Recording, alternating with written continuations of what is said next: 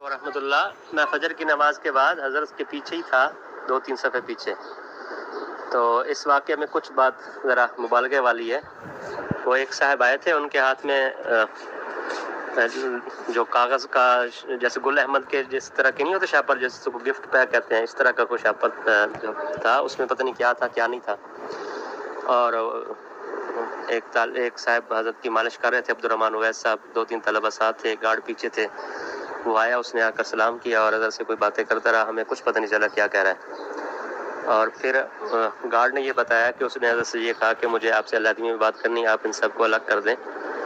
تو حضرت نے فرمایا کہ میں آپ کو جانتا نہیں ہوں، لہٰذا میں آپ سے علیحدگی میں بات کیسے کر سکتا ہوں. پھر وہ پیچھے ہٹا اور اس نے کوئی چاقو تھا، وہ کھلا ہوا تھا، بازو کے ساتھ تھا.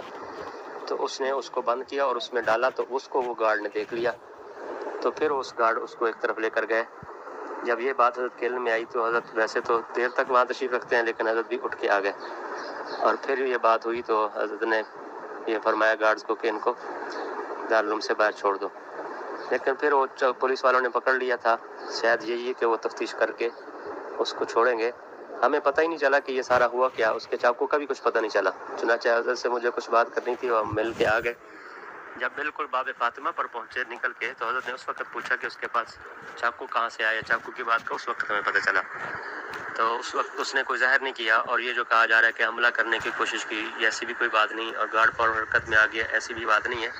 بلکہ جب وہ پیچھے ہٹ گیا تھا تو پھر اس کا یہ اندازہ ہوا. اور پھر حضرت گھر چلے گئے اور گارڈ ان کو پکڑ کے کہیں لے گئے. اللہ سبحانہ و تعالیٰ کہاں لے گئے.